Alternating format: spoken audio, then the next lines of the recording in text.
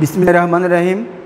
প্রিয় শিক্ষার্থীরা, আমি মোহাম্মদ জহুরুল হক আকন, সহকারী শিক্ষক সমাজবিজ্ঞান, রামপুর উচ্চ বিদ্যালয়।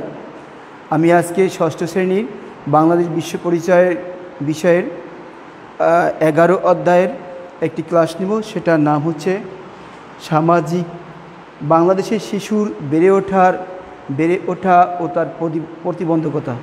অর্থাৎ আমাদের এই অধ্যায়ের মাধ্যমে আজকে আলোচনা করব বাংলাদেশের শিশুদের বেড়ে উঠতে কী সমস্যা এবং তার প্রতিরোধের বিষয় কী। তো আমরা প্রথমেই শুরু করব বাংলাদেশের শিশুর বেড়ে ওঠা সম্পর্কে কী কী প্রতিবন্ধকতা আছে এবং এটা কখন থেকে শুরু হয়, কিভাবে এই প্রতিরোধ করা যায়। আমরা দেখতে পাচ্ছি বাংলাদেশের শিশুরা জন্মের পর থেকেই, অর্থাৎ তার বয়স 1 দিন থেকে শুরু করে 16 বা 18 বছর বয়স পর্যন্ত আমরা দেখতে পাই তারা অনেক সমস্যার সম্মুখীন হয়। সেই সমস্যার প্রাথমিক ধারণা আমরা আলোচনা করি। একটি শিশু যখন জন্ম হয় তখন সে তার পরিবারের ভিতরেই তার বাবা মার দ্বারা লালিত পালিত হয়। সে এই লালিত পালিত অবস্থায় আমরা দেখতে পাচ্ছি কিছু শিশু হচ্ছে সুস্থ, কিছু অসুস্থ বা অন্যান্য সমস্যা। এই সমস্যার প্রাথমিক ধারণা কিন্তু শুরু হচ্ছে তার পরিবার থেকেই। অর্থাৎ তার বাবা মা যদি তার যেমন খাদ্য, বস্ত্র, বাসস্থানের সঠিক স্থান নির্ধারণ করে, তাহলে সেই শিশুটার শারীরিকভাবে খুব সুন্দরভাবে বেড়ে উঠতে পারে। আর যদি তার ছোট্ট বয়সী বাসস্থান, খাদ্যর এর অভাব বা সমস্যা দেখা দেয়, তাহলে সেই শিশুটি অর্থাৎ স্বাস্থ্যহানি, বিকলাঙ্গ অথবা আরও সমস্যার সম্মুখীন হতে পারে। তো আমরা দেখব একটা শিশু যখন প্রথম 1 থেকে 5 বা 6 বছর পর্যন্ত তার বাড়িতেই থাকে, তখন তার বাড়িটা হচ্ছে প্রাথমিক বিদ্যালয়। অর্থাৎ বাবা মাই তার প্রাথমিক শিক্ষক। বাবা মাইরা তাকে প্রাথমিক আচার-আচরণ, ধর্মীয় শিক্ষা এবং সামাজিক শিক্ষাও সাধারণত দিয়ে থাকে। এবং বাবা মা যদি ভালো হয় তাহলে দেখা যায় শিশুরাও ভালো হয়। অর্থাৎ বাবা মার মধ্যে যদি তার পরিবারে যদি কোনো জ্ঞানজাম, হতাশা থাকে, তাহলে সেই শিশুটিও হতাশায় পরিপূর্ণ হয়। তাহলে আমরা প্রথমেই দেখব যে একটি সুস্থ সুন্দর শিশু পেতে হলে তার পরিবারটাও সুস্থ সুন্দর থাকতে হবে। তো আমরা প্রথম দেখছি একটা শিশুকে কিভাবে সামাজিকরণ করা যায়, অর্থাৎ সামাজিকরণের মাধ্যম ও গুরুত্ব। যদি একটি শিশু সামাজিক হয় তাহলে তার পরবর্তী ভবিষ্যৎ সুস্থ ও সুন্দর হবে।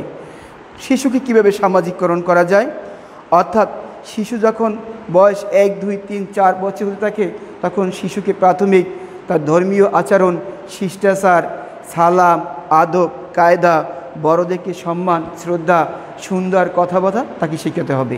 এই কাজটা হচ্ছে প্রাথমিক তার বাবা মায়ের, বড় ভাই বোনের এবং ঘরের অন্য সকলের।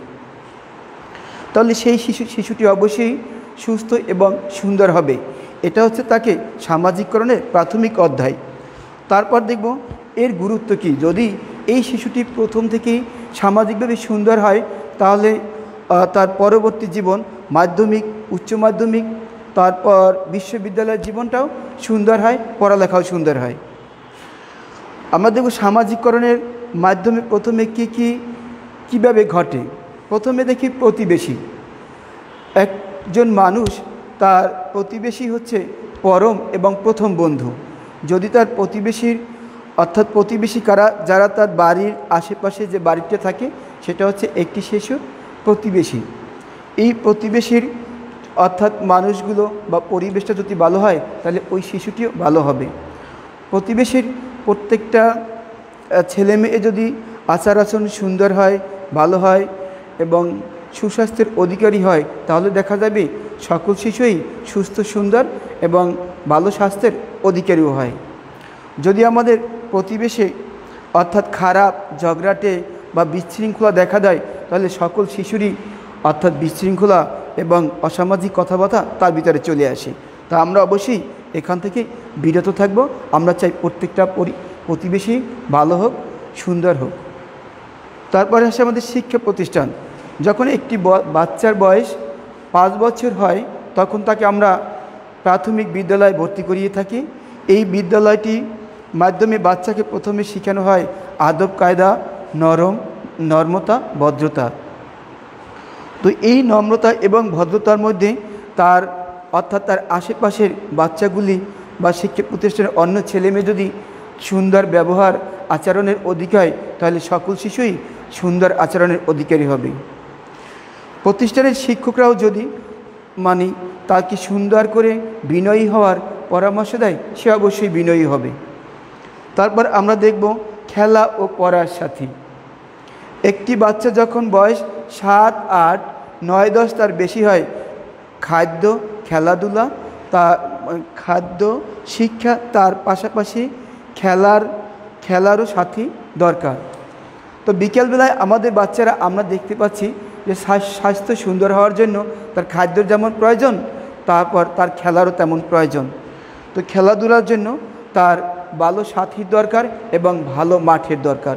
যদি ভালো মাঠ পাওয়া যায় এবং ভালো সহপাঠী পাওয়া যায়, তাহলে বা ভালো খেলার সাথী পাওয়া যায়, তাহলে প্রত্যেকটা শিশু যেমন প্রতিদিন বিকালে ভালো একটি মাঠে খেলতে পারে এবং তার খেলার সাথীরা যদি সুন্দর হয়, তাহলে ওই ছেলেটিও সুন্দর হবে। তাহলে তার পরবর্তী অর্থাৎ দিনগুলো তার স্বাস্থ্য সুন্দর হবে এবং মেধা বা জ্ঞান সেটা আরও সুন্দর হবে। এরপর আসি ধর্ম। ধর্ম আমাদের একটি বিশ্বাসের প্রধান স্তম্ভ। আমাদের পৃথিবীতে যত মানুষ আছে সবারই প্রত্যেকটা ধর্মের কেউ না কেউ ধর্মের অধিকারী। এই ধর্মের মধ্যে আছে ইসলাম ধর্ম, বৌদ্ধ, খ্রিস্টান। সকল ধর্মেরই মূল কথা হচ্ছে সবার প্রতি বিশ্বাস, স্রষ্টার প্রতি বিশ্বাস। একজন মানুষ যদি বা একটা শিশু যদি বিশ্বাস করে যে আমার একজন স্রষ্টা আছে, তিনি আমাকে পরিচালনা করে, আমি যদি ভালো কাজ করি স্রষ্টা আমার উপর খুশি হয়, আর আমি যদি খারাপ কাজ করি স্রষ্টা আমার উপর অখুশি হয়, তাহলে এই জ্ঞান যে শিশুর ভিতরে থাকবে সে কখনো খারাপ কাজ করতে পারে না। তাহলে অর্থাৎ ধর্মীয় শিক্ষায় শিক্ষিত করা সবার জন্য খুব গুরুত্বপূর্ণ একটি কাজ। এজন্য সকল শিশুর পিতামাতা, শিক্ষক সবাই শিশুদেরকে ধর্মীয় শিক্ষায় শিক্ষিত হওয়ার জন্য আহ্বান জানাবেন এবং তাদেরকে ধর্মীয় শিক্ষায় শিক্ষিত করবেন। নেক্সট, গণমাধ্যম। গণমাধ্যম বলতে আমরা বুঝি, আমরা সাধারণত আমাদের দেশ থেকে সারা বিশ্বের খবরাখবর আমরা জানতে পারি বা আমাদের মতামতও অন্যদের কাছে পৌঁছতে পারি। এটা গণমাধ্যমের কাজ। গণমাধ্যম হচ্ছে সংবাদপত্র, টেলিভিশন, রেডিও, বেতার ইত্যাদি। আমরা এই গণমাধ্যমের মাধ্যমে আমাদের ঘরে বসে প্রত্যেকটা শিশুই আমাদের দেশ সহ পৃথিবীর সকল অনুষ্ঠান তারা উপভোগ করতে পারে। এই অনুষ্ঠানের মাধ্যমে সে ভালো কিছু শিখতে পারে। অর্থাৎ যদি সে একটি ভালো নাটক দেখে, তাহলে সে এই নাটকের ভিতরে কী ভালো কাজ আছে সেটা সে উপলব্ধি করতে পারে। এই নাটকের ভালো কাজের মাধ্যমে তার জীবনের প্রভাবটা আরও সুন্দর হবে। অর্থাৎ তার মাধ্যমিক, উচ্চ মাধ্যমিক এবং বিশ্ববিদ্যালয়ের সময়টা খুব ভালো কাটবে। তারপর আমরা আসি শিশুদের অর্থাৎ শিশু শ্রমের ধারণা, কারণ ও প্রভাব। আমরা এতক্ষণ যা আমি পড়ালাম বা দেখলাম সেটা একজন শিশুর সামাজিককরণের মাধ্যম এবং গুরুত্ব। আমরা দেখছি শিশুদের জন্মের পরই কিছু শিশু তার প্রাথমিক বিদ্যালয় অথবা মাধ্যমিক বিদ্যালয়ে যাওয়ার সুযোগ পাচ্ছে না। তার পিছনের কারণ হচ্ছে তার বাবা মার আর্থিক অবস্থা খারাপ, অথবা কোনো শিশুর বাবা মা জন্মের সাথে বা জন্মের কিছুদিন পরেই মারা যায়। তখনই সেই শিশুদের শিশু শ্রম করতে হয়। শিশু শ্রম মানে যেই কাজটা তার জন্য অনেক সমস্যা অথবা ঝুঁকি, যেটা করতে শিশু নিজেও ইচ্ছুক নয়। দেখা যায় যে সে তার আর্থিক অবস্থা অথবা পেট চালানোর জন্য বা খাবারের জন্য তাকে কাজটি করতে হয়। যেমন একটি 8 থেকে 10 বছরের ছেলেকে দেখা যায় ইট ভাঙতে, কলে কারখানায় কাজ করতে, অর্থাৎ এই ঝুঁকিপূর্ণ কাজকে বলা হয় শিশু শ্রম। এই শিশু শ্রম আমাদের দেশ থেকে পৃথিবীর সকল দেশগুলোই এই শিশু শ্রম দেখতে চায় না, কিন্তু তবুও এই শিশুদের অর্থাৎ আর্থিক কারণে অথবা তার বাবা মা না থাকার কারণে এই কাজগুলো করতে হচ্ছে। তো শিশু শ্রমের মাধ্যমে দেখা যায় একটি শিশুর অর্থাৎ ভবিষ্যতের সম্ভাবনাময় জীবন ধ্বংস হয়ে যায়, অথবা সে অর্থাৎ সমাজের একটা সুখী সুন্দর জীবনযাপন থেকে বাদ পড়ে যায়। অর্থাৎ সে অল্প কিছু আয় উন্নতির মাধ্যমেই দেখা যায় তার পরবর্তী জীবন চলতে হয়। এই শিশু শ্রমের মাধ্যমেই শিশুটার অর্থাৎ স্বাস্থ্যহানি এবং জীবনের বিভিন্ন কঠিন রোগ এমনকি তার মৃত্যু হতে পারে। এই শিশু শ্রমের অর্থাৎ যদি আমাদের দেশের সরকার অথবা প্রত্যেকটা গ্রামের যারা ধনী ব্যক্তি অথবা উচ্চ পর্যায়ের লোক তারা ইচ্ছে করলে এই শিশু শ্রমকে বঞ্চিত করতে পারেন, শিশুদেরকে খাদ্য, বস্ত্র, বাসস্থানের নিশ্চিত করে তাকে পড়ালেখার জীবনযাপনে ফিরিয়ে নিয়ে যেতে পারেন। এরপর আমরা দেখতে পাই শিশুর প্রভাব। শিশু শ্রমের মাধ্যমেই শিশুর জীবনে যেমন ধ্বংস আনে, ঠিক এই শিশুটি বড় হয়ে যখন তার পরবর্তী জীবনে প্রবেশ করবে অথবা তিনি একটি ফ্যামিলির কর্ণধার হবেন, ঠিক এই জীবনটাই তার সেই পরিবারেও থাকবে সারা বছর অভাব, অনাটন, বিভিন্ন সমস্যা। আমরা এরপর দেখব শ্রমজীবী শিশুর প্রতি আমাদের কি মনোভাব হওয়া উচিত বা আমাদের কি করা উচিত। যেই শিশুটি অর্থাৎ অল্প বয়সী শ্রম করছে, যেটা সে নিজেও চায় না, সেই শিশুটিও চায় যে সমাজের অন্য শিশুদের মতো জীবনযাপন করতে, লেখাপড়া, খেলাধুলা এবং ভালো খাবার, পোশাক। তারপর দেখা যাচ্ছে যে সে এখান থেকে বঞ্চিত হচ্ছে। যদি সমাজের ধনিক শ্রেণীর মানুষ অথবা আমাদের এলাকার মেম্বার, চেয়ারম্যান এবং অন্যান্য জনপ্রতিনিধি তাদের প্রত্যেকটি নিজ নিজ এলাকার শিশুদেরকে শিশু শ্রম থেকে অর্থাৎ বের করে তাদেরকে পড়ালেখার একটি জীবনযাপন দিতে পারেন, তাহলেই হবে দেশ ও জাতির উন্নতি। তো আমরা পরবর্তী হচ্ছে শিশু নির্যাতন। শিশু নির্যাতন কি? অর্থাৎ একটি শিশু যখন তার বাড়িতে কাজকর্ম অথবা প্রাথমিক বিদ্যালয় বা উচ্চ মাধ্যমিক বিদ্যালয় যখন সে পড়ালেখা করে, সেই পড়ালেখা যখন পারছে না, তাকে মারধর, নির্যাতন বা ধমকানো, এগুলোই হচ্ছে শিশু নির্যাতন।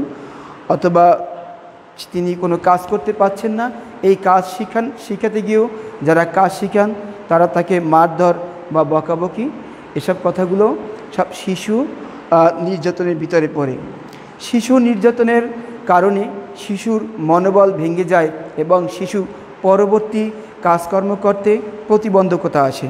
তো আমরা চাই শিশু নির্যাতন বন্ধ হোক, প্রত্যেকটা শিশু সুখী ও সুন্দরভাবে বাঁচুক। তারপর আমাদের দেশেও সারা পৃথিবীতে আরেকটি ঘটনা হচ্ছে শিশু পাচার। শিশু পাচার কি? তার নিজ স্থান, নিজ বাড়ি অথবা নিজ এলাকা থেকে অন্য কোনো এলাকায় কোনো ব্যক্তি ধরে নিয়ে তাকে তার পরিবারে ফিরতে না দেওয়া অথবা তাকে নিরুদ্দেশ্যে নিয়ে মৃত্যু অথবা কঠিন কাজ করানো হয়। তো এই শিশু পাচার আমাদের দেশেও সারা পৃথিবীতেই হচ্ছে। শিশু পাচারে শিশুর জীবন ধ্বংস হচ্ছে, তার পরিবারটাও ধ্বংস হচ্ছে। একটি শিশু পাচারের মাধ্যমে দেখা যায় শিশুর জীবনটাও যেমন ধ্বংস হয়ে যায়, তার পরিবারের ভিতরে নেমে আসে আশা, হতাশা, অনাকাঙ্ক্ষিত জীবনযাপন, যাতে তার পরিবারটি সামনের দিকে আর ভালো করে চলতে পারে না। তো আমরা চাই আমাদের দেশ সহ সারা পৃথিবী থেকে শিশু পাচার বন্ধ হোক। এই শিশু পাচারের বন্ধের মাধ্যমে আমাদের দেশ তথা জাতির উন্নতি হবে। তো আজ আর বেশি আমি সময় নিচ্ছি না, পরবর্তী ক্লাসে তোমাদের সাথে এই অধ্যায়ের বাকি অংশটুকু পড়া হবে। তোমাদের এখান থেকে বাড়ির কাজ থাকবে এই অধ্যায়ের সৃজনশীল 1 নং লেখা এবং পড়া। খোদা হাফেজ।